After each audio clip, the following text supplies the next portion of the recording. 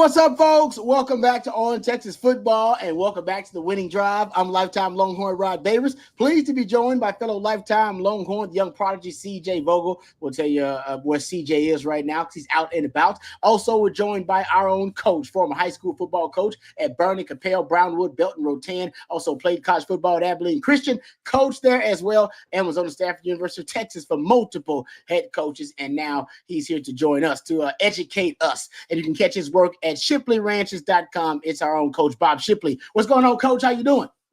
I'm doing absolutely fantastic, enjoying beautiful weather, but it's about to get hot in a couple of days, baby. Yeah, it's about to get crazy hot. I think the temperature for Austin, I don't know, because I'm sure you got different weather predictions for you, coach. It says it's gonna be 106, 107 on Wednesday here in Austin. That's crazy. That's unbelievable. In May, this is May. It's May. I get in, that happens sometimes in the middle of summer. It's still May. We're supposed to be dealing with moderate temperatures during the spring. So I'm a little depressed about that. That's going to be crazy. That's going to be wild. So everybody make sure that you take care of yourself this week, man. Make sure you hydrate and try to stay out of that hot Texas heat. But even actually somebody who's out of the Texas heat is going to be my man CJ, because CJ's going to be out and about. He's traveling a little bit, trying to get eyes on some of the best prospects in the country. He's one of the hardest working members of the On Texas football family, so we appreciate him. He's out and about. Jerry's also out and about, Jerry Hamilton. So he'll drop in a little bit later on, let us know what he's doing and who's he looking at and who he's checking out during his road visits. But we'll start off with our man CJ here, and we'll get into, of course, all the other Longhorn topics. I got topics for Coach. I got some questions for you guys. We'll talk about the potentially expanded playoff that's going on. We'll get into some of the news coming out about the Longhorns who were drafted into the NFL, already signing their big-time contracts. Congratulations to those guys. But first, CJ, let's start out with, because you're not gonna be with us for the entire show, because you got some things you got to do, and we appreciate you taking the time.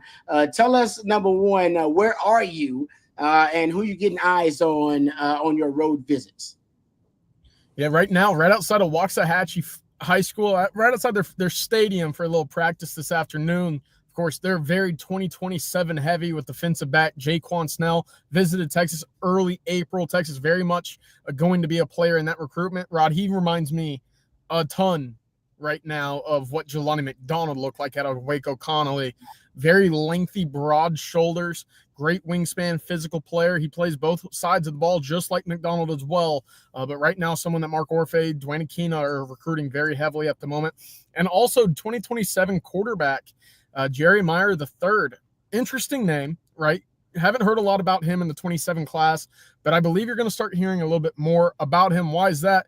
Texas stopped by about a week ago, and they'll be back on Thursday to see him throw 2 times in about a 2-week span. Coach, you could tell me, but I don't think that's very common unless you're ready to start taking a deeper look there at the quarterback position. Meyer transferred in last year to Waxahachie out of Nevada, where his freshman campaign actually was one of the more prolific individual passing seasons in all of Nevada State high school football history. So big-time arm. He's up to about 15, 20 offers at the moment, Notre Dame being one of the big-time offers as well. So Texas taking a look there, as well as 2027 edge rusher Cedric Marsh, who just picked up Texas A&M this morning.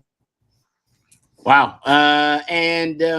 If you're looking at, and not only obviously did you get a chance to check out some of these guys, but you've been on the road for a while, checking out some recruits. Last week, you actually got a chance to catch out some guys. You actually are traveling to Louisiana, I believe, to get some eyes on the latest 2026 commitment for the Longhorns, Hayward Howard, who I've actually watched too.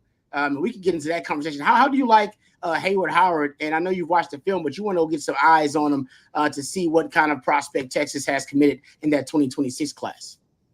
Yeah, y'all were mentioning the 107-degree heat coming to Austin. Look, I'm skipping town. I'm getting out. I'm going to Louisiana. So I don't know if it's going to be any cooler down there. Of course, you got to consider some of that humidity, and I'm sure it's going to be pretty toasty down there. But Wednesday, I'll be making the trip down to New Orleans to go see the newest Texas cornerback commit in the 26 class. That's Hayward Howard Jr. Of course, we got some tape going right here. Thank you, Matthew. But really talented prospect. Lengthy, can move, very twitchy, great arms, and you see the ball ability right there. That's a good time athlete, and you don't see cornerbacks from Louisiana, from New Orleans, not go to LSU. So I think this is a big win for Texas. Yeah. His dad played ball at Ole Miss as well, has been really a focal point in this recruitment. They talked about loving their time in Austin back in early April whenever they were on campus, and now committed to the Texas class. I'm excited to go see him in action. And Rob, that's going to be a fun one for me because, of course, I've been down there before on the way back from Mobile. I stopped at Destrehan High School to see wide receiver Jabari, who's currently committed to LSU. Well, the two, Edna Carr and Destrehan High School, of course, Hayward Howard going to Edna Carr here.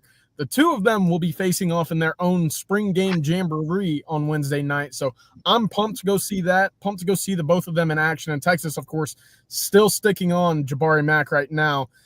He, of course, has an official visit set to the Longhorns on June 13th. So Texas very much in the mix for both of them, and already with the verbal pledge from Hayward Howard, they're 6th in the 26th class.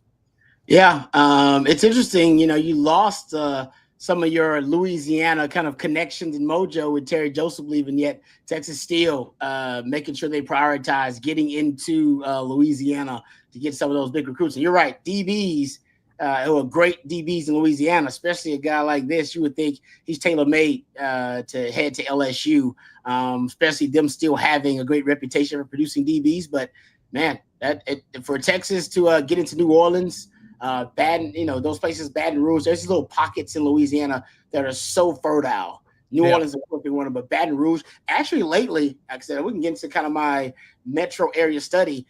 Shreveport has been blowing up a little bit in Louisiana as well.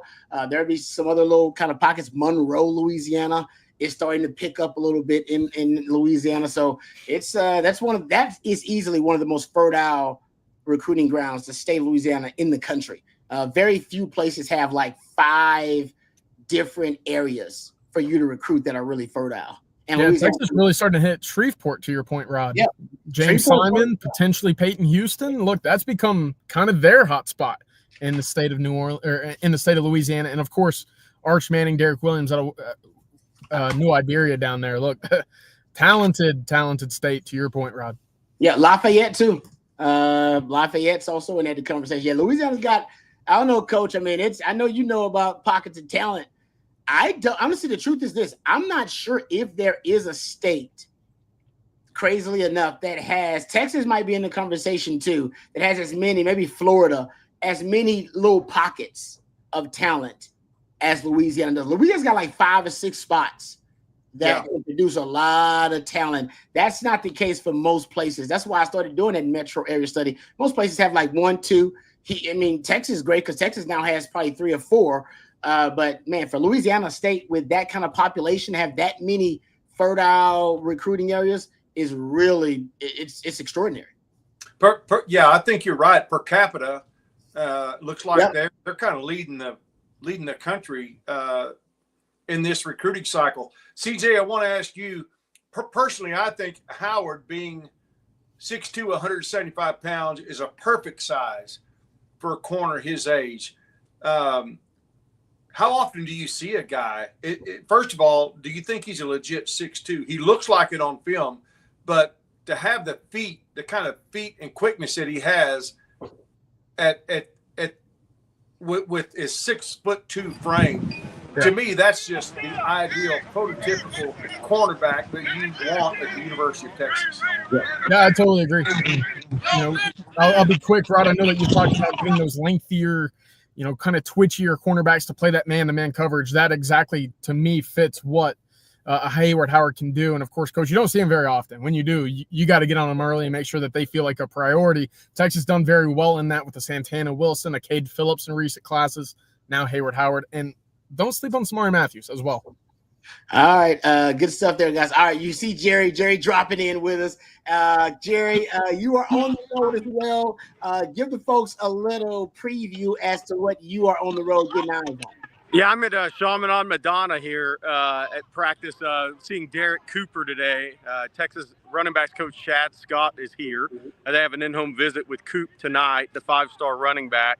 There you see some video from Coop earlier. Rod, he's not one of the guys. You know what I said about him? I told a different college coach he would have fit in good on the 2001 Miami team. That's the way that cat's built. I mean, 6'1", 210, super athletic guy, really strong.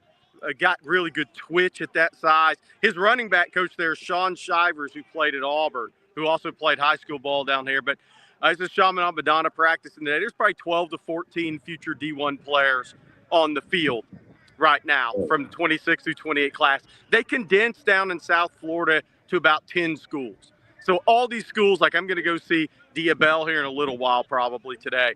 All these schools have 10, 12, 14 D1 kids because they all go to the same schools. But here you see Derek Cooper, arguably the number 1 running back in the country. This was drills earlier, 6'1" and change, 210. Chad Scott is here at the practice. We'll have an in-home visit tonight with Coop and the family, trying to lock in that official visit date. But he had a great visit to Austin in April with his family, multi-day visit. How big is this young man? 6'1" and change and a legit 210 right now. He'll be 225 and a wrecking ball, man. A yoked up 210 though. Yeah, it's all And you know the thing I didn't know about him until today is he doesn't have super long arms. See, arms that are too long, bad for running back, right? He's probably got about neutral +1 arm length, so he pockets the football naturally. You know, like as great a player as Adrian Peterson was, he had arms of like a 6'6" guy, so he had a hard time pocketing a football. This guy does not have those extra long arms at 6'1", so it's actually going to be really good for pocketing the football. Really talented kid. Wow. This is the same high school Jeremiah Smith went to. Actually, a coach here showed me a picture from Jeremiah Smith on an unofficial visit to Texas with a Texas uniform on that never made it public. Wow. That one hurts. I said, I'm not publicizing that one. That one hurt the Texas fan base too much. Oh, I can't believe you dropped that one on us, Jerry. Hey, you got to have a story. If you're going to hit the road, you got to bring a story. Oh man, that's a great one right there, Jerry. All right, we know you don't have a lot of time, Jerry, but this young man, is he a power running back? You talking about a downhill kind of guy? The way he's a downhill guy that runs 10-7 at 210. Okay, so he's a freak. Yes. I put him in the freak category. You know, it's Georgia. He was one time committed to Georgia. He's backed off of that. He's been to Georgia a couple of times. Talking to some people around here, they think Texas has a real shot here. I think Chad Scott's Golden Knights to get the June official visit date locked in. Once that happens, I could see it being a Georgia, Texas, Miami battle. Wow. All right. Thanks, Jerry. We appreciate it. Got it, guys. Y'all have a good one. Good to see you, Coach Shipley. Good to see you, Jerry. That's the estimable Jerry Hamilton. Man, dropped in and gave us a story that now all of us would like to forget. But also, man, Derek, Coach, I mean, you've seen a lot of great athletes in your time, high school athletes. Young man doesn't like he should be playing football in high school anymore. Does it feel like Texas recruiting some the body styles of these running backs now, running backs who could go run downhill in some power gap concepts? I feel like these are different types of backs they're recruiting. Maybe I'm off here. Yeah, I don't know. CJ can probably answer that question better than I can, but it feels like that seems to be the trend. Although I love those guys who are very versatile and can catch the ball out of the backfield and make something happen out in open space. I'm right there with you, Coach. Yeah, I mean, you got in this offense specifically for Sarkisian, you have to have that ability, and that's something that I think we saw in a limited space last year, right? Obviously, we knew Jaden Blue in space in that concept, the receiving concepts would be a very tough guy to take down, right? We saw it time and time again. You get it to him in the flats, you let the speed cook, and he's putting guys on his highlight tape. We didn't see it a lot from Trey Wisner. We had some good moments, more so in the screen game, more so in kind of just, hey, I got to get the ball out or I'm getting sacked kind of moments for Quinn Ewers, and it would go to Trey Wisner. We didn't see it from Jarrett Gibson. Now, I do think this fall you're going to see that ramp up again, whether it's Christian Clark, a James Simon, a CJ Baxter, Wisner taking that next step. It's going to remain a big part of the Texas offense. But to the out-of-state point, look, 3 of your last 4 running backs that you signed have come from out-of-state. Christian Clark, Arizona, Jarrett Gibson, Florida. We've obviously talked about James Simon in Shreveport earlier today, and now Ricky Stewart out of East Texas, which sometimes feels like a different state in terms of, kind of that Texas, Austin, San Antonio, Houston, Metroplex areas. Yeah. East Texas in a way kind of acts as its own state. It does. It varies from class to class on who the hot school is for that spot. Now, Sark has even said they treat East Texas basically like Louisiana and East Texas are kind of one state to them. To your point, CJ, because they have to pay because there's so much priority with Houston and DFW. You got to make sure you got market share in those. And now you got to protect your home base. You got to protect Austin because Austin has its best draft. The greater Austin area had its best NFL draft ever, or at least in the modern era. I don't keep up with the pre-modern era of the draft, but it has best draft in the modern era. So that's also a very fertile metropolitan area that Texas has to pay attention to in the state. Actually, Austin has surpassed San Antonio, which is surprising in terms of talent overall, NFL draftable talent since 2020. I've been keeping up with it. They've surpassed it. East Texas, I'll admit, they have in terms of they don't necessarily have a one metro area that's producing a ton of talent, but East Texas, it's Beast Texas, as they like to call it, produces a ton. But I've heard Sark literally say, yeah, we treat that like Louisiana. On our way to Louisiana, we're gonna hit East Texas. On our way to, on our way to the shoot. All right, guys, I gotta hit the road there on the field here at Waxahachie. Yeah. Rod, Coach, thank you very much. Matthew behind the scenes, thank you. And y'all be sure to tell Stevie Lee hello for me, all right? Boom. Thank you, CJ. Perfect segue, too, because we're going to move on to my man Stevie Lee. Joins us each and every Monday, courtesy of our friends over at Hardgrove Roofing. Thank you very much. We appreciate our friends over at Hardgrove Roofing, hardgroveroofing.com. You can reach out to them today to get a free roof inspection, 512-645-3202, hardgroveroofing.com. Know who's on your roof with our friends at Hardgrove Roofing. They have offices all over Texas, Louisiana, and Arkansas. So if you're thinking about going onto your roof and maybe having some things done, or maybe you just want to look at it, have an inspection, don't do it yourself. Leave it to the professionals at hardgroveroofing.com, the most pro burnt orange roofing company out there. Stevie Lee, lifetime Longhorn Stevie Lee, my former teammate. How was your weekend, brother? How's everything going? My weekend was great. Out of club. Happy. A lot of club volleyball stuff going on with the kids. Yeah, we're done right now, though. We're done. It's over. So at least you get some free time back. Get some of your free time. What you gonna do with your free time? You got a hobby? What you gonna do? Well, right now we're getting ready for graduation stuff for the oldest kid. So she's graduating high school. So yeah, I got a lot of family coming in next couple of weeks. So we're all getting prepared for that, man. So when one thing closes, another thing opens up. So you always stay busy.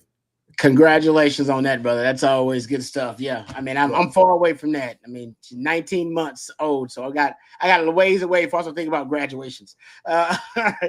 Stevie, I want to ask you this because I saw, and maybe Matthew can pull it up. I saw a recent tweet on Twitter talking about the Texas defensive line from 2022. And I don't think people realize this. After Baron Sorrell was selected and Vernon brought in Alfred Collins, look at that depth chart. Look at it, Coach. Look at that. Yeah, that's amazing. Look at that. That's your D. That's basically the bulk of your D line from 2022. Look at that's that. Good. That's beautiful right there, man. That's amazing. Oh. Yeah. Hey, but listen, we're reloading though, right? No, man. Like I said, I saw it and I was like, wow. And so Ethan Burke is the only among them in that group right there, I would say, that hadn't been drafted. But I went back and looked because I thought to myself, there's no way another program has had as many D tackles, because you're a D tackle. I'm talking about interior D lineman here specifically, that has had as many D tackles drafted in the last 3 years as Texas, because you've had 2 go in each of the last 3 drafts. And I was right about that Texas is right now on the best draft streak for having multiple D tackles drafted in the last 3 drafts. Nobody has done it right in the last 3 drafts. Are we not giving enough props, Stevie? We talk about the running back draft streak and how great it is and all this stuff. Man, I gotta tell you what the D line has been doing here, and kind of on the down low, if you will, without people praising them enough.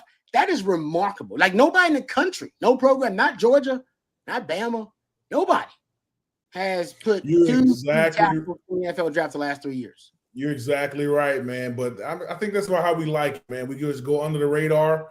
Not all the press that all the other shiny pants guys get, but we're just going to surprise you and show you. We just shut up and show you, right? So back when we played, Rod, you and Jammer and all those guys got all the praise on the defense, but it always started with big men getting pushed up front, right? And we never got the pub, right? We never got the notoriety in the papers and all that stuff. But it's okay as long as we shut up and do our job, we get it done. No, I agree. It was remarkable because, like I said, I see all the graphics and stuff about the running backs, being drafted 3 straight years, and that is remarkable. Matter of fact, we'll talk about Jaden Blue in a second because Jaden Blue, that was some big news from him. But I just think it's crazy that nobody's really giving the D-line props, and we haven't seen a lot of graphics about how Texas, D tackle. This may be a symptom of what we have right now because we got Sarkisian, right? So he's the offensive guru. Yeah. So we only going to focus on offense anyway. And the D-line can just ride under the radar, keep putting our head down and work and get the job done quietly. Hey, listen, I know a lot of D-linemen. Y'all ain't that quiet, man. I was tuning in earlier, man. Man, I'm trying to figure out what kind of show I'm on. We got people on location at practices, in high school practices. Bro, showing us highlights from practice field. Bro, we need to be on ESPN somewhere. Ain't nobody doing. I've heard people describe this channel as basically Longhorn Sports Center, and it's at certain times you come on, and it ain't quite that because we don't cover all the sports as in depth as we do football, of course. But there's nobody out there that I know of, and trust me, I've been following Texas football and covering for a while, that are giving you the insight that Jerry Hamilton and CJ Vogel are on the road, and then the wisdom of Bobby Burton for years. I don't think anybody's giving you that. I ain't seen nothing like it. Nobody's, and like I said, nobody, the hardest working members of this team, Matthew, because he's working right now, he's always working. Jerry, CJ, on the road. Like CJ, like, I'm going to Louisiana. Like, Louisiana? Yeah, I gotta go see Hayward Howard, man. I gotta go check him out in person. Like these, like to get eyes on recruits. You know that, guys. It's different when we see it in person, as opposed to I watch some highlights. No. Go watch them practice. Go watch them actually in person, and it does give you, I think, a more honest, authentic opinion and accurate evaluation. And that's why I love this team, man. It is. You sending people all over the country on location. CJ is always at every away game. Dude, I'm trying to figure out what these sponsors dollars do, man. I need to get David Muleta to renegotiate my contract. David Mulligetta. You know what I call David Mulligetta? I call him Johnny Cochran of NFL agents. No question, man. And this is why. Because he got Deshaun Watson. A fully guaranteed deal, whilst in the midst of multiple allegations of sexual misconduct. Yep. Multiple. Yep. And he still got him a fully guaranteed deal. Who the hell can do that? And he ain't going to play this year. And he ain't going to play. He ain't gonna play. Like that's he's the best agent in football. And of course, he's a lifetime Longhorn too. I saw that. Ain't nobody beating David Mulligetta. That dude's a beast, man. He's a beast. Yeah. All right, CJ. Let me ask you this about this, Stevie. The college football playoff. I saw this from Ross Dellinger, I believe. Maybe Matthew can pull that up as well. Ross Dellinger does a great job covering college sports stuff, and I believe he threw out that. Maybe it wasn't Ross. Maybe it was someone else. I apologize if I got the name wrong there. But I believe he threw out that basically they are thinking of expanding the college football playoff. There's a conversation happening right now about college football playoff expansion. And what are your thoughts? Because they're thinking about right now 16 teams. It is Ross Dellinger, I believe. That is the conversation that's happening. It says the Big Ten and the SEC, they're the major powers. That they are on board for this, that they actually are in favor of expanding it to 16 teams instead of 12. Are you on board, or are you against a expansion of the college football playoff? I would be on board if they took away some games. These kids are these kids are on campus and playing too many football games right now. They're getting money, but they're still not professional athletes, I guess. And putting these kids' body in harm's way and in danger for that many games and throughout the season. So how many games did we play this year? 16. 16. And if we'd have went to the championship game, it'd have been 17 games. Yeah. Guys, that's just not – you came from high school and if you go to the championship game and play it, it's 15 games, right? And you come to college. I mean, that's just too many games to play at this level and with risk of injuries and things like that. And, dude, they're in – like I told you guys before, they're on campus mid-August all the way to the end of January. In season, trying to figure out, this whole playoff thing. But anyway, I guess if I look back, there were teams that were left out that probably should have been in the playoffs. Yes, okay, but you're going to always have that. We're going to extend to 18, then we're going to extend to 20. But what we need to do is cut down some of the conference games or the non-conference games, and these. I'm looking at the graphic here, but these you're talking conferences. These conferences need to figure out a way to cut back on the games so we can have a bigger postseason play. What do you guys think? Yeah, I would say because I don't disagree with that, and I want to get coaches' thoughts about it too. But I don't disagree with that. But I think ultimately everybody ain't gonna play this many games. Only the team that's making these playoff runs gonna play this many games. So yeah, for Texas, I worry about it. But let's be honest, for 80-90% of college football, they ain't got to worry about that. They're gonna play 12, 13 games. They ain't going to the college football playoff. You know what I mean? So I don't know if it's a widespread enough issue. I agree with you. It does for certain schools, it is an issue. Texas going back-to-back years to the Final Four. That's a lot of games. Mm-hmm.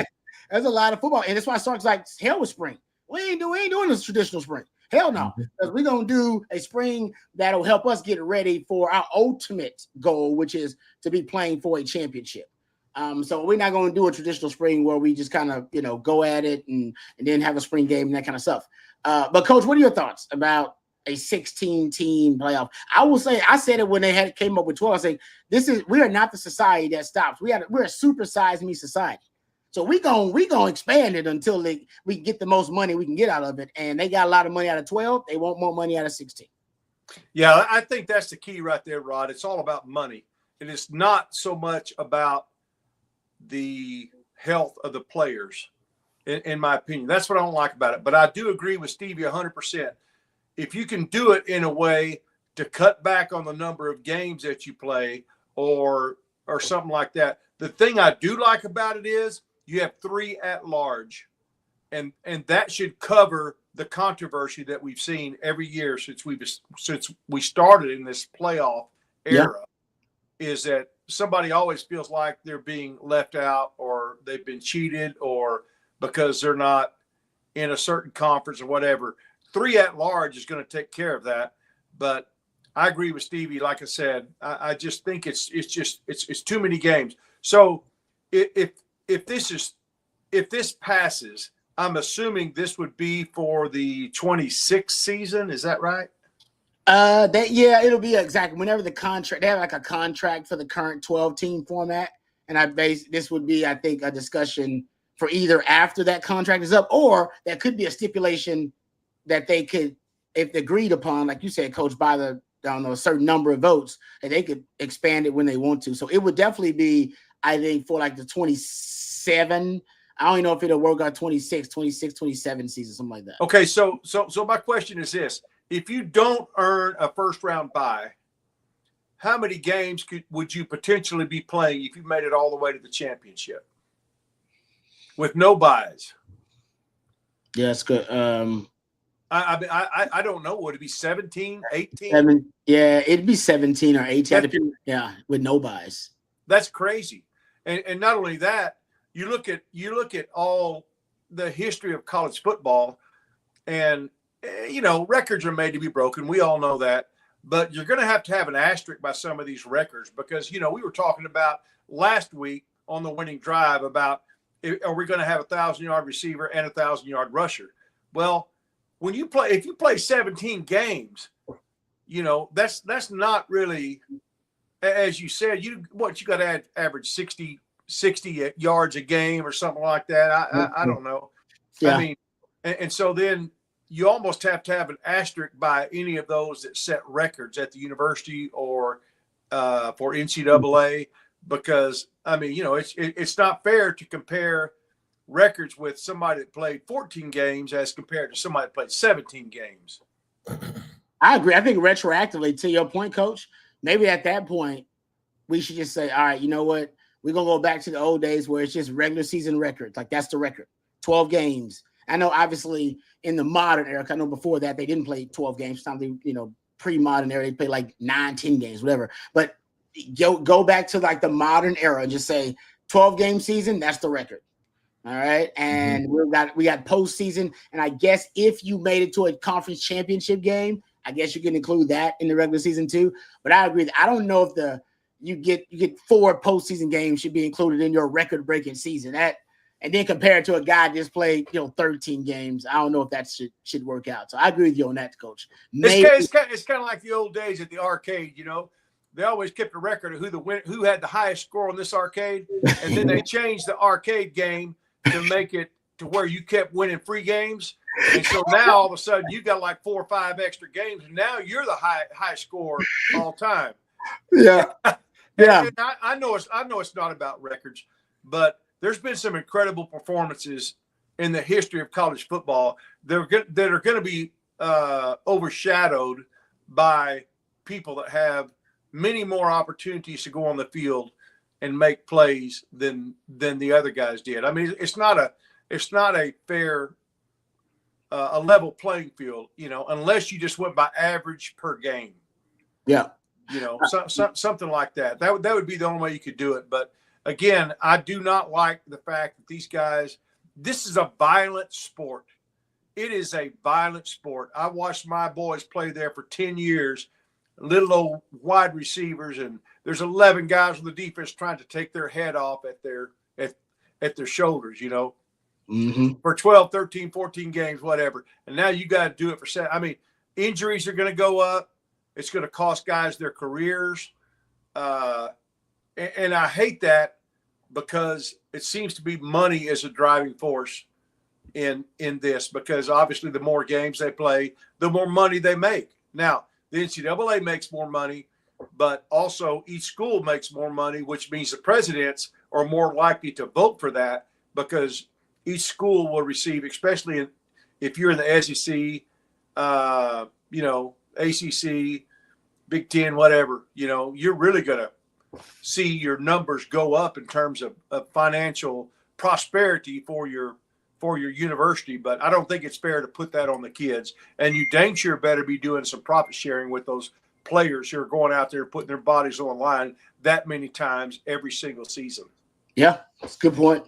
That is something, that I've heard discussed, and I don't even know how healthcare works with the student athletes these days, right? I don't know, because I remember one of the first things they talked about, Stevie, when they were having a discussion about, revenue sharing, and when we knew the NCAA was going to start losing these court battles, and ultimately that will be a settlement. Was what do you do about long-term healthcare players?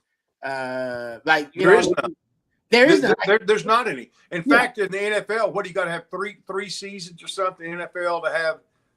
Oh yeah, Coach, you're vested. You're vested. This is I love it and hate about the NFL, right? So, how many years you are vested? That's how many years you played. That's how many years of health insurance you get after you play. But it starts right after you're retired, right after you are retired, or right you're done. So as I'm and how long is most NFL careers, guys? 3 years. Mm-hmm. So most guys' insurance kicks in when they're like 28, 29. And then they have the insurance for like 3 or 4 years, have the insurance at 33. Your body don't start breaking down until you're my age, Yeah. 45. You know that, Stevie. Now I really could use that 5 years of really good insurance from the NFL right now, but I ain't got it. Right. So my idea would be if you get your vested years, let the guys use the vested years whenever they want to. I should be able to use my vested years when I turn 65 and go, now I need that NFL insurance. Now I need that good stuff. But they got it. They did it on purpose. They do it when it kicks in for most guys in their 20s, their 30s. So you're done with that. You know what I mean? Now, if you play 10, 12 years, good for you. And you'll get 10 years of vested, coverage. But that ain't the way it works for most guys. Most guys, like Rob, he didn't need that. I didn't need that 4 years of insurance when I was 29 years old, Steve. I didn't need it then. And I didn't use it. I wasn't going to the doctor then like I should. I should have been going to the doctor and using it all, but I didn't. And now that's when they know what they're doing. Some of the older players will say the insurance, their coverage is to try to wait for you to die. And that's when the NFL like, we'll cover you after you're dead. Yeah. That's kind of how it works, unfortunately. Yeah. You know what was cool? What Coach Shipley said is the arcade. Coach is showing your age, man. We didn't have arcades in my age. Arcades was on its way out. We were playing PlayStations at home. That's true. To get some quarters and play the arcade games, Coach. Yeah. You never played Galactica or any of that stuff. I did. Donkey Kong or any of that stuff. Get the highest score. Actually, I'm a Pac-Man fiend, man. Whenever I see Pac-Man somewhere, I'm there playing Pac-Man. My kids were like, "Where's Dad?" He's playing Pac-Man. Hey, that's how old we are. I remember when there was an arcade on the drag. When I went to Tech, when I first went to Tech, that was an arcade across. Like it was like an arcade or something like that on the drag. That's how old I remember that now. Yeah, we are old, man. So we're right there with you, Coach. Yeah, in my day, it was pinball. Oh yeah, there you go. Pinball, foosball, pool. That's about all you had. And then they came out with that first little Pong. It was called Pong, I think, a little game by Atari, and it's just a thing that you got a paddle, Yeah. I remember that when I was in college. That was like a big deal. I sit for hours playing this stupid little game, trying to move this paddle up and down to hit this little dot going across at an angle. See, there it is. Now they got these war games that look like they're real, and you're like shooting somebody's head off and blood and guts going everywhere. Oh man. Yeah, there it is. That's it right there. I spent hours doing that. Hours. Man, look at them graphics. Them graphics blew Coach mind back in the day too. He's like, what? Right. That makes me feel young right there.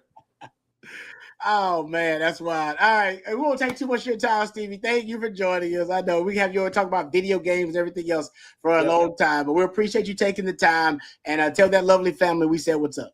I will, man. Thank you guys for having me on. Y'all get ready for this heat coming in, bro. I don't know what's coming so early. Seriously, bro. 106? That's crazy. I don't know what's happening. Like, is the Earth moving towards the sun for one day and then moving back? I don't know what's happening, man. For real, would surprise me. All right, Stevie, have a good one, brother. All right, brother. All right. That's lifetime Longhorn Stevie Lee, my former teammate as well. It makes you appreciate those dudes that are on the roof. Hey, no, I got a couple of guys out here right now. I guess I could show. We gotta get a new fence done. All right, because our fence is just falling down. And I'm hoping they get it done before Wednesday, but I don't know. They taking their time. Like, y'all need to get it done. Those Hargrove roofers, they'll still get on your roof no matter what the temperature is. You damn right. There you go. Hargrove roofing will be on your roof no matter if it's 106 or 107. That is a great advertisement, Coach. 512-645-3202. HargroveRoofing.com. Know who's on your roof, and don't get up there when it's over 100 degrees. Let the folks at Hargrove Roofing do that because they get paid to do it. All right, thank you very much to HargroveRoofing.com. Jeff, what's going on, brother? How you doing? Coach and Stevie got me thinking about the last few, arcade games I played. Somebody mentioned in the chat, NFL Blitz was on the arcade, Mortal Kombat on the arcade. Yeah. I had it in my newspaper days. There was one computer in the office that was pretty antiquated. I go on there and play Frogger every now and then. Oh yeah. A little breakout, something like that. Mm-hmm. Yeah. That's legit. Yeah. No, I remember that. I remember the arcades, man. I was big into them back in the day. Yeah, fight games in the arcade.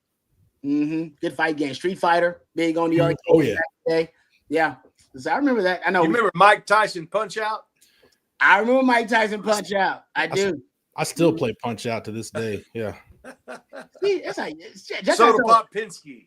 Oh, Double Dragon. Good job, CB. Double Dragon. That's good. Well done. Yeah. Now we're talking about random arcade games and cool arcade games now. That was Nintendo. Yeah, we're just talking about video games now, period. I don't even know how we got off the rails, so let's try to get back on. All right. That's because I'm on the show. It always happens when I'm on the show. Happens every time Coach is on the show. We found like two shows ago, Jeff, that Coach was a songwriter. We didn't even know. We spent like 30 minutes talking about Coach songwriting exploits and experience back in the day that Coach spent some time and thought, you know what? I might explore songwriting and wrote songs, by the way. Boom. Wrote a few of them. Oh, I got some good ones right now. I got some really good ones right now. Watch out. You better tune in. See? I don't know. We gotta get permission so we can play one of Coach's songs. We want to get permission. I know that's right, copyright stuff and all that kind of. We're going to put Matthew on it, like Matthew ain't got enough jobs. I love how we give Matthew responsibilities on the air while we're talking.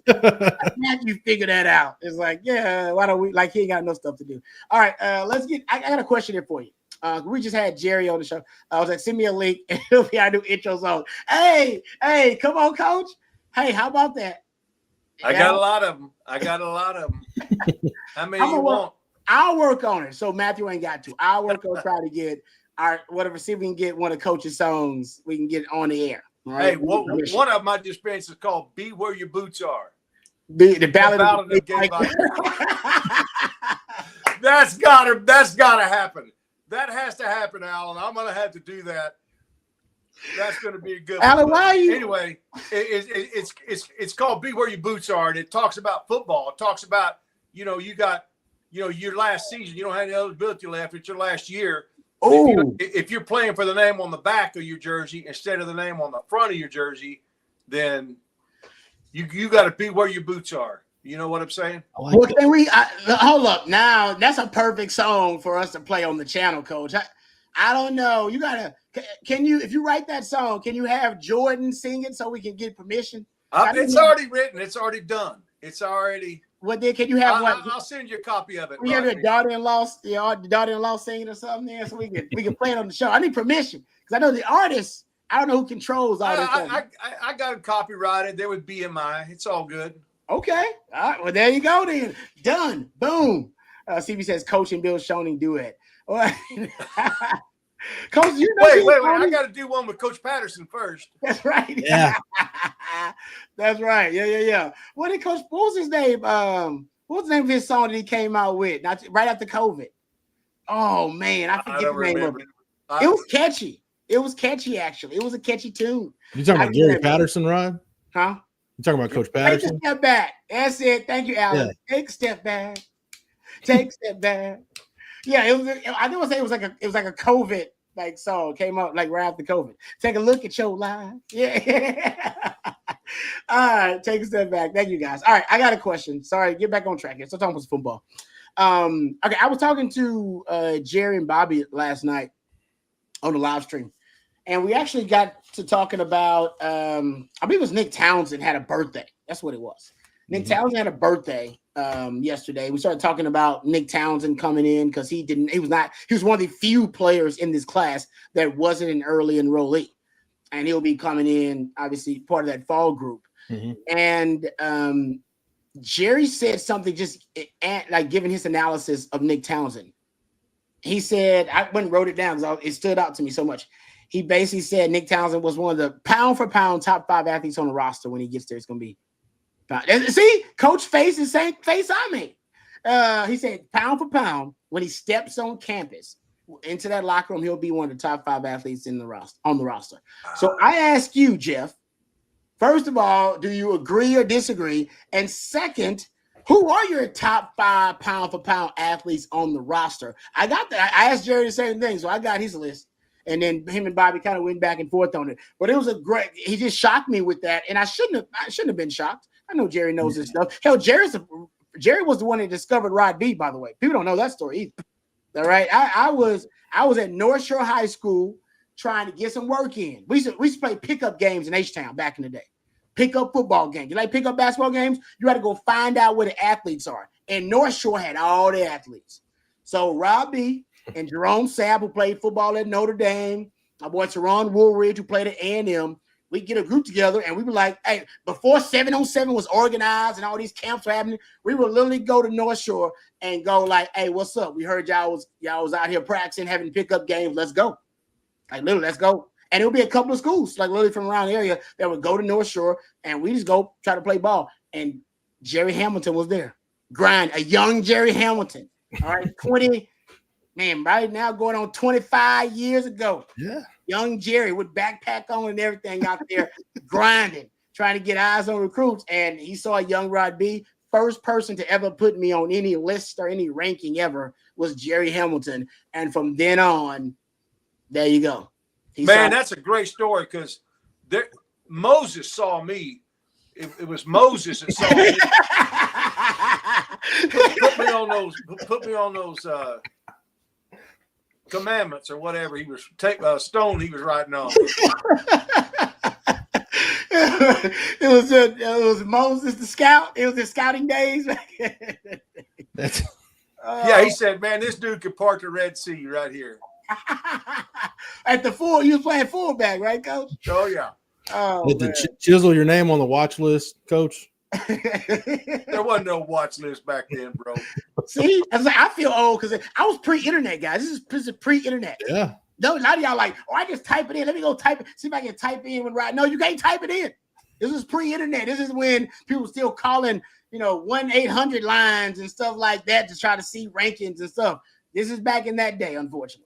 So there's plenty of recruiting. You got the Dead Sea right. There's plenty of recruiting research I've had to do, and the best tool I've got the Dave Campbell's Texas football catalog from 71 up until now. So I thought, let me see 1997, and let's pull that one. And that's a good. Hey, let me tell you what I would do back in 1988 when I came to Abilene Christian as a college coach. I would get Dave Campbell's magazine, and I would go through it and circle the names of the dudes that look like prospects, and I would go to coaching school, and I would find their head coach, and I would say, tell me about this guy right here. And I would go through the list, and I would send letters based on what I could find off of Texas football. That was my prospect sheet. Wow. That's great. See, there you go. Yeah, that is a hell of a peek behind the scenes right there. That's old school. Old school. There wasn't any recruiting list. There wasn't anything except Dave Campbell's Texas football. That's all it was. Yeah. No services like recruiting services now. Database. Now there was University of Texas did have a publication that they sent out to their exes. I can't remember who did that and what it was. It was a pretty big deal. Maybe somebody listening can put it up there. I can't remember the publication that they would mail out every once in a while about recruiting information on the 40 acres, but it was hard to find prospects back then. I remember CB. You're talking about the Statesman Fab 55. I remember the Statesman Fab 55. I think I was part of the Statesman Fab 55 at one point. Parade All-Americans were a thing, because I played with Jerome Sapp. He was a Parade All-American. Corey Redding was. Chris Sims was. I remember all that kind of stuff. I know. Can we just not talk about me, how old we are anymore? Let's move on here. All right. Give me your. I told you. Just call me Derail. Bobo the Derail. Yeah, exactly. Derailer. I'll derail the conversation. You like the cooler in Vegas? They put them coolers near you. People gas up, they cool you off when you're hot at the tables. That's what set coach is. Coach is the derailer. We're talking about the subject. Coach Derail. All right, so I want to hear from both of you guys. So top 5 pound for pound athletes on the roster right now.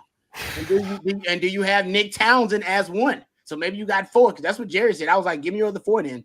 But is he in the top 5? And what is your 5? I mean, I think it's probably going to be the younger guys, because when I think about athletes, I'm thinking about, okay, which guys in high school were like multi-sport guys? Football, maybe baseball or track or basketball. I mean, Nick Townsend probably would be, just because of his verified track times at his size. That's what he brought up too. I mean, so that's why that's not, crazy to me.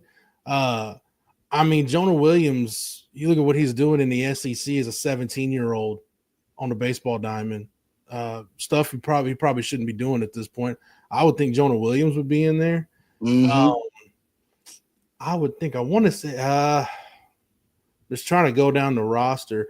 I mean, I would think from a combine testing standpoint, I would think Anthony Hill would almost have to be in that group.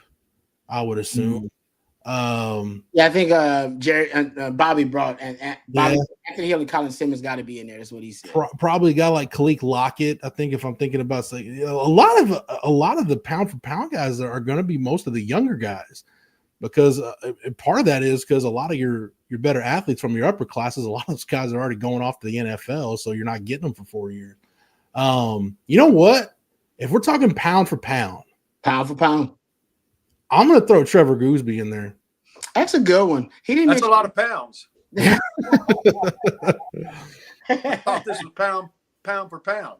You know, because to be 6'7" and 3, you know, what is Trevor? 315, 320, and to still be able to dunk a basketball and do the things he can do on the basketball court. I would throw Gooseby would be one I would put in there. Yeah, I agree with that. I saw him do what did he do? Was it a dunk? Was it a 360 dunk? Yeah. Now, they didn't mention any offensive linemen though. Here's the group that they mentioned. They mentioned Cade Phillips. He threw in there. Okay. Colin Simmons, Anthony Hill. Those were the ones Bobby Burton brought up. Ryan Wingo is another one Bobby brought up. Jelani McDonald is who came up for Jerry. Yes. Cade Phillips. He also mentioned Jonah Williams after a discussion we talked about. Michael Terry, Lance Jackson came up in that discussion as well. But like you just mentioned, Jeff, it is a lot of the young guys. Yeah. Lance Jackson played baseball at a pretty high level in high school. So I think that's kind of two ways you can look at it. You can look at it as like who do we expect to test well, like at the combine, and you know who's a legit multi-sport guy. So I think you would have to have Jonah Williams in there. For me, I would put Trevor Gooseby in there. I like that Gooseby one. With Anthony Hill, I would put in there. Lance Jackson would be in there for me. And then I'd probably flip a coin between Cade Phillips and Khalil Lockett for. Actually, you know what? My fifth would be Jelani McDonald. I have to put Jelani McDonald would be my fifth. Mm-hmm. Yep. Michael Terry came up for them in the discussion too. Yeah. He's a freak all-around athlete. Jelani's one of those guys as long and as athletic as he is on the football field. I mean, we see what he does on the football field. I'm pretty sure he was the Super Syntex Player of the Year in basketball at Connolly. Really? Yeah. A really good basketball player. So I would put Jelani would be in my top 5. Wow. I didn't know he was that good. I knew he played basketball. I think I heard people say that. I didn't know he was that good, actually. There you go. And I said, I'm with you. I kind of go immediately to 2 sport athletes or lean toward them and then lean toward the verifiable either track times for those athletes or, like you said, for Jonah McDonald, a guy who excelled in those sports. Yeah. Jonah Williams. Now he just played it. No, excelled in that sport as well as being an elite football player. But I think that just shows you, Coach, how athletic this class is they just brought in. Because a lot of guys we brought up literally just came in this class. Michael Terry came up in conversation, so did Lance Jackson, Jonah Williams. What are your thoughts about the Jonah Williams? I don't know if I want to call it even a controversy over the weekend. The incident where against Florida, Coach, I don't know if you saw it, but Texas lost, I think, game 1, and they were just being mollywopped in that game. He took a walk and then started talking some trash after taking the walk. Came back in game 2, hit the game winner in game 2, and he lost game 1. Came back in game 2, hit the game winner in game 2. They lost the series overall. But some of Jonah Williams' antics got a lot of criticism from game 1 because he was talking a lot of trash, but definitely backed it up after getting the game when he hit in game 2. There's no doubt the young man is special. I think that's clear. But what are your thoughts? I don't know if you got a chance to pay attention to, some of the stuff that, except the incident that happened. But Jonah Williams is already getting some attention, and he ain't touched the football field yet. I think he probably has to be in that conversation. But, you forget about C.J. Baxter. I mean, that dude, and I don't know, if you're talking about pound for pound player, I mean, I got to put Michael Taft in that. I mean, you're talking about pound for pound, he's not a big guy, but he's an impact player, especially for his size, because we tend to talk about the big guys, Anthony Hill and, all those big guys. And I don't know that you leave Campbell out of that conversation as well, just trying to pick up maybe some scrap from the ones you guys have named. Yeah. Jordan Washington's another who should, with his basketball background, Jordan Washington's another who should probably be in that conversation. Yeah, that's true. Yeah. So based on what y'all are saying, because Coach brought up Taft, and then we talked about, so y'all basically saying DB is the most athletic position. I'm not saying that because I'm a DB. I'm not saying that like to be joking, but I'm just saying that more DBs have been mentioned in any other position. I think probably that speaks, Rod, more to kind of what we've been talking about. I mean, this is all, Longhorn Blitz topics we've been talking about for years as the game continues to shift more towards a positionless game. The game is played in space now more than ever, and I don't see that going away. Yeah, especially when, everybody bases out a nickel now. And you could talk 3-4 or 4-3, whatever. Nobody's running, base 40 personnel anymore. Everybody's running base nickel, and there's going to be some teams probably that play dime more than they play with 3 linebackers. Oh yeah. So, you need more of those guys on the field, and to be able to match, you want to try. It's about trying to match athleticism, trying to match speed, trying to match playmaking ability. You want to try to match that in your secondary with what your opponent's going to have on the perimeter. So I don't find that shot. I mean, linebackers is another one's position. We're talking about Ant Hill being one of those guys. I mean, Bo Barnes, I don't know what he runs, but I want to find out to be 240 plus pounds and to be as athletic as he is. And again, Coach mentioned brought up pound for pound, just kind of circling back to the main topic. I mean, a guy like Ty-Anthony Smith, who was Ty-Anthony Smith, like 205 pounds, 210 pounds. That's fair. A guy that's probably athletic enough to play safety. I know he's got the ball skills to play in the secondary, but he's an off-ball linebacker. Yeah.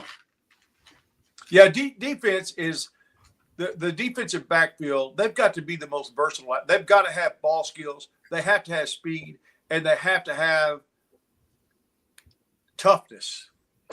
To be able to come up and make the play and be a run stopper as well.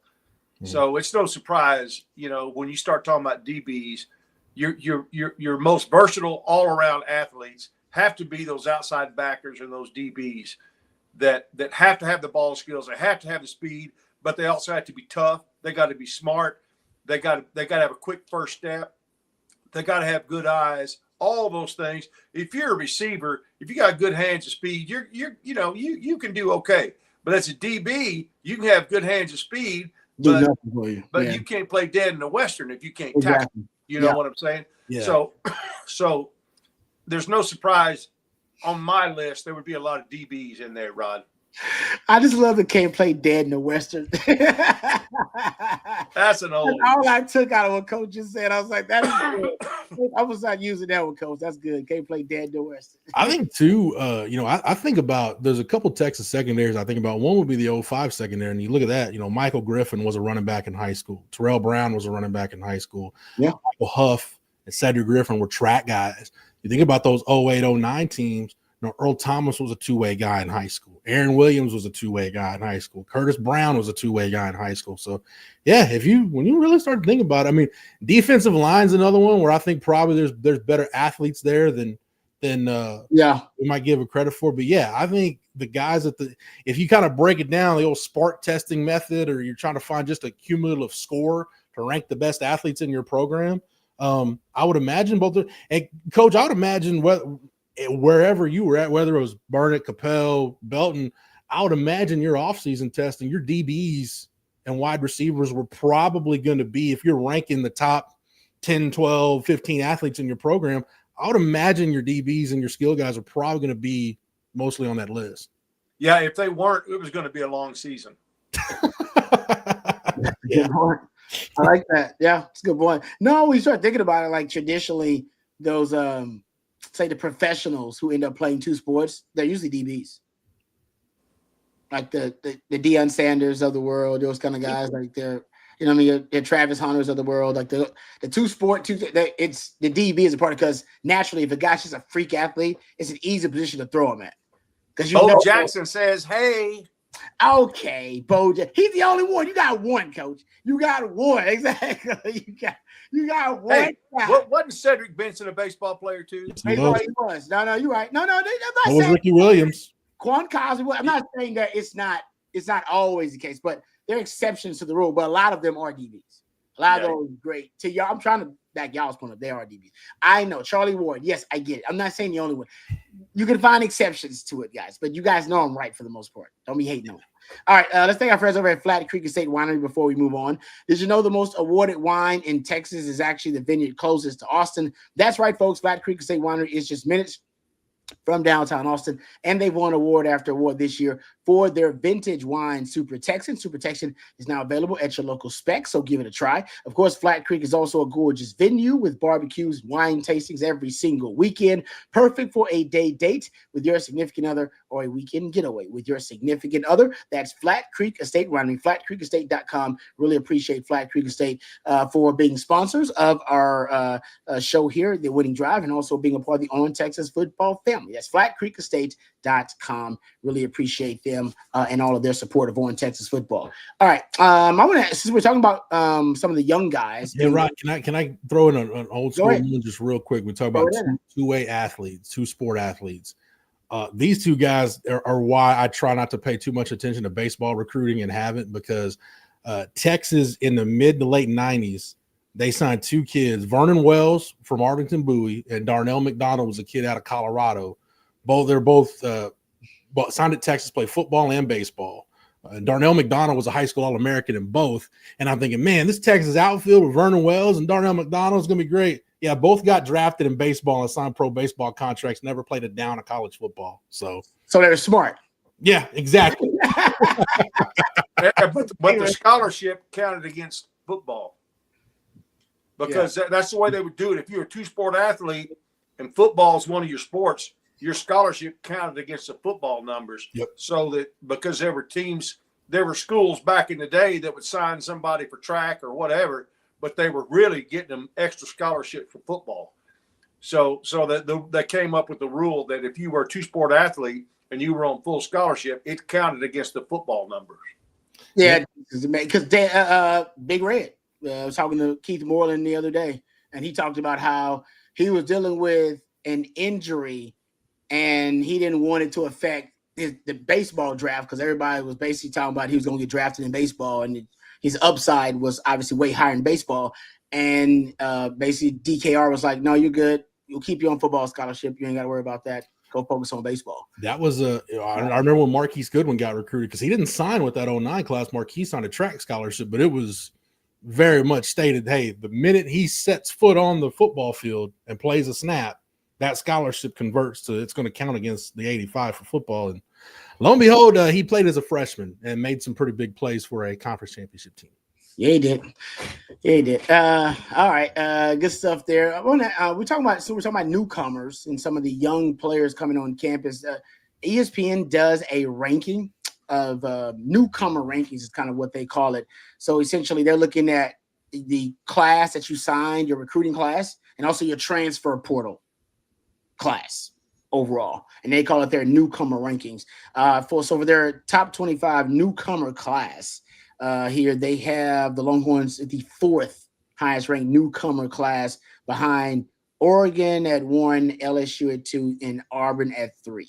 Overall in the newcomer class. We know the Longhorns have the top-ranked recruiting class, but this combines recruiting and the transfer portal overall for the Longhorns. And we know, of course, the Longhorns went to work in the transfer portal, fulfilling a lot of needs, kicker and punter, the D-tackle room, of course, tight end with jack injuries.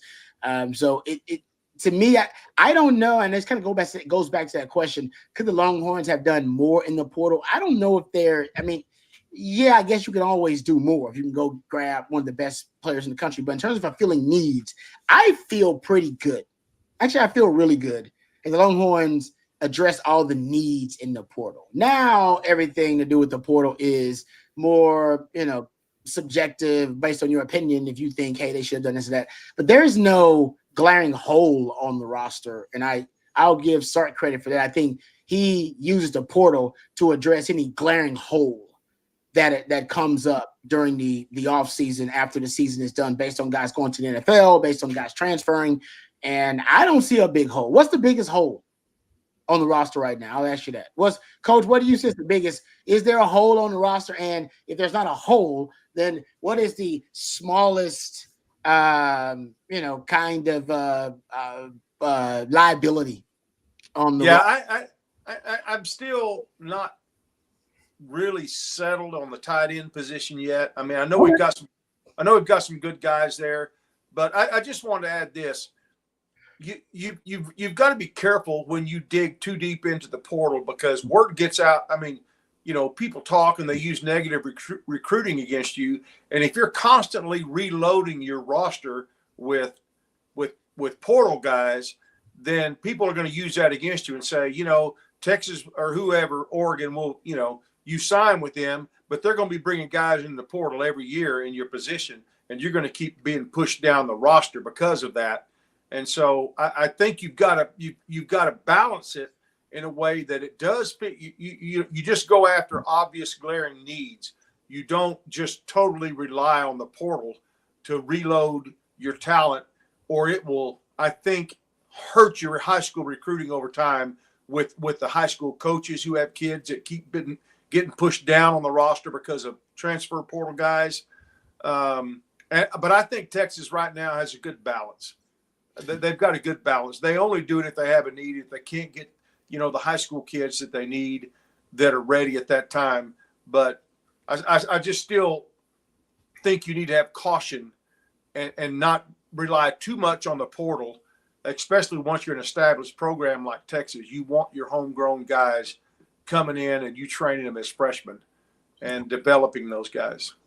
I think Sark and those guys are smart about how they use the portal. And I think I'll kind of piggyback off what you said, Coach. I think one way to look at how healthy is a program's approach to the portal, the guys that they're losing, the guys transferring out, who are they? And for Texas, it's been guys, quite frankly, that have been recruited over. Guys that have realized, hey, if I'm going to play college football, it's not going to be at Texas, because the two guys they recruited after me have jumped me on the depth chart, and I didn't make that jump forward that I was hoping for in spring ball. So I love Texas, but I got to go elsewhere. You're not hearing stuff about guys leaving Texas and just being disgruntled with Sark or the culture or anything like that. It's just, hey, they want an opportunity to play. It's not going to be at Texas. So I think they're using the portal wisely. I think their portal transactions, if you will, coming and going, are both healthy. The two positions, they're literally the one position where I look at, and it kind of bleeds into, so it's kind of both things you were talking about, Rod, kind of a weakness and a hole. I think there's a hole for bona fide return specialist on this team, like a proven commodity as a return specialist. And I only keep hammering that home because of how just, erratic, to put it kindly, special teams was last year. Like, you couldn't depend on it. Yeah. And that's why I think, could you have really looked in the portal and found, a wide receiver, like that slot receiver type guy that could maybe be a return guy? But other than that, I just don't. I'm kind of with Coach. Like the tight end could probably be a work in progress early in the year, but you've got the pieces to have a really productive group. I just don't. There's nothing that stands out to me. Another thing about the portal too, you got to remember this: you can only get out of the portal what the portal gives you. That's fair. If you need like a War Daddy defensive tackle, that's fine and dandy. But if there's not one in the portal, then you're not getting one. So you got to make do with what you have. And we've seen Texas, they're attacking the defensive tackle issues, the interior D-line issues, with quantity, hoping it turns into quality. So that's my long-winded way, Rod, of saying, other than that one thing I talked about, I just don't know I don't know what else they could have done or how you can look at this Texas portal haul and say, I wish they would have done fill in the blank, because there's nothing really you can look at it and just be outright mad about or upset with. Yep, I agree with you. I think if I want to be nitpicky, this is what we're being. You go returner. Yeah. You can go punt return, kickoff return, a return guy. So they got some guys who've done it at a high level. I just don't know if they want to, focus those guys' attentions in the return game. Ryan Wingo he was a fantastic punt returner. I've heard Jerry bring up Jonah Williams. Can be really good return man as well. So we'll see what Texas comes up with. That'd be the only spot I would look at.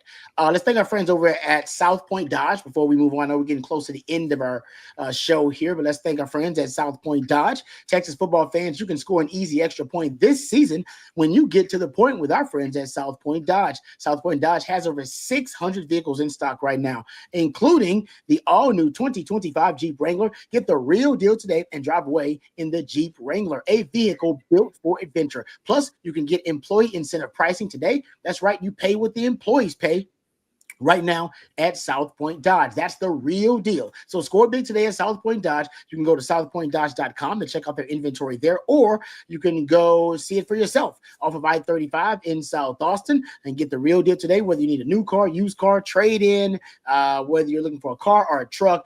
South Point Dodge is Austin's automotive everything. So check them out today at southpointdodge.com. And we appreciate them being a part of the Owen Texas football family and sponsoring the winning drive. All right, a couple other questions before we get out of here, guys. So we're getting close to the end of it. And one more of the topic I want to bring up as well. So who have we not talked enough about? Who have we talked enough about? Somebody told me it's potentially James Simon at running back, maybe. Maybe we haven't talked enough about him potentially stepping in, having a contribution with this group.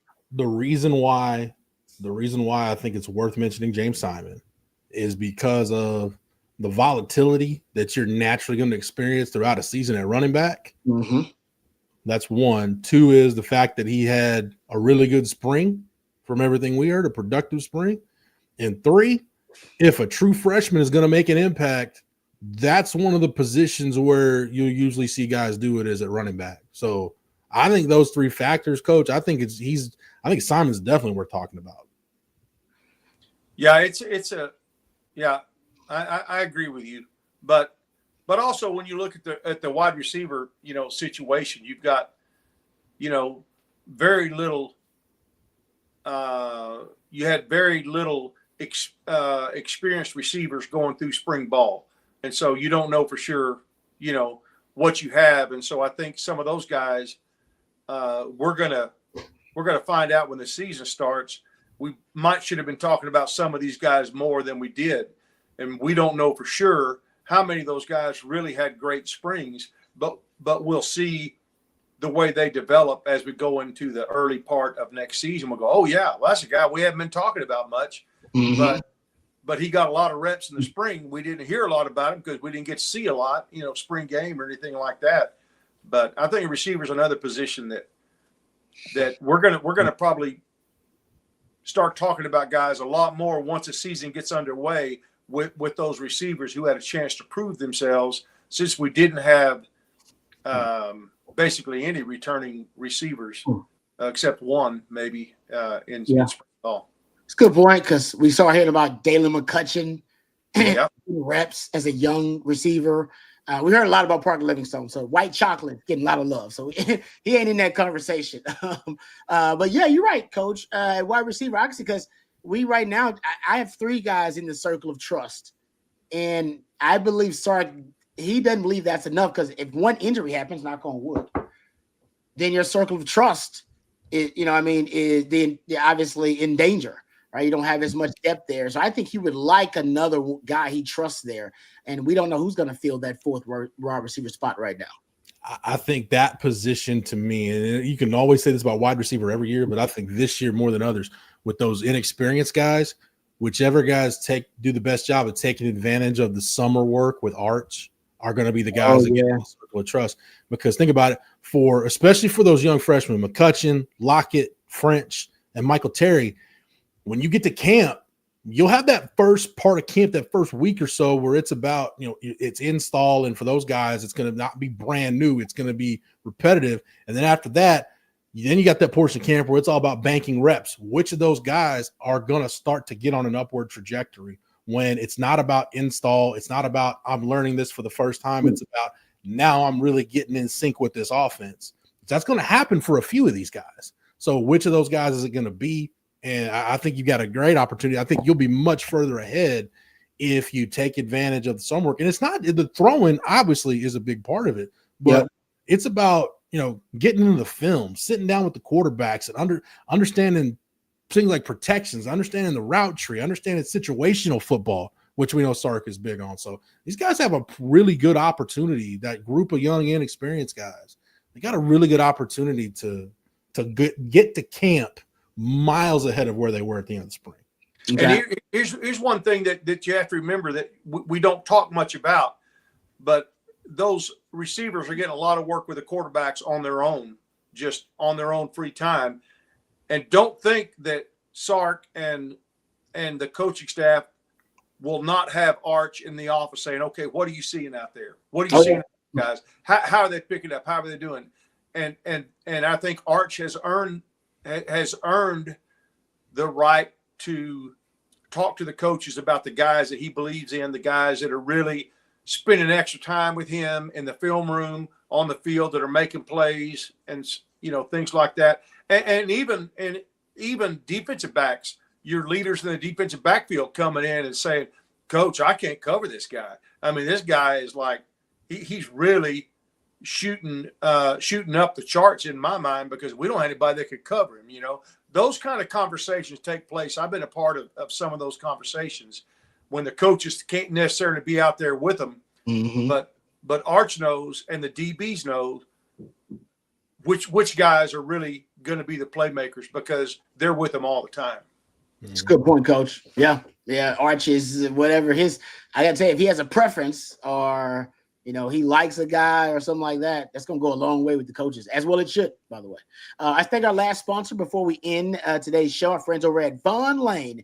You got to get from one, of the major Texas cities to another one, right? Going from DFW to Austin or Houston or San Antonio, and you've tried, of course, flying. You've probably tried driving, and it's a toss-up. Do you deal with the airport chaos and hope your flight isn't delayed, or do you brace yourself for hours behind the wheel, battling traffic and road rage, burning an entire day of productivity? Now there's a third option, and it's better in every way, folks. You arrive at a luxury hotel terminal, no TSA lines, no long-term parking lots, just a seamless boarding experience that takes minutes, not hours. You settle into a plush leather seat, a hot towel, pillow, and blanket are at arm's reach. Your attendant offers complimentary snacks, beverages, and on select departures, you have a full meal if you would like it. And if you need to relax, you can lean back and enjoy the ride. And if you want to stay productive, there's high-speed Wi-Fi and power at every seat while you're unplugging or powering through, whatever you choose. The Vaughn Lane team is monitoring traffic in real time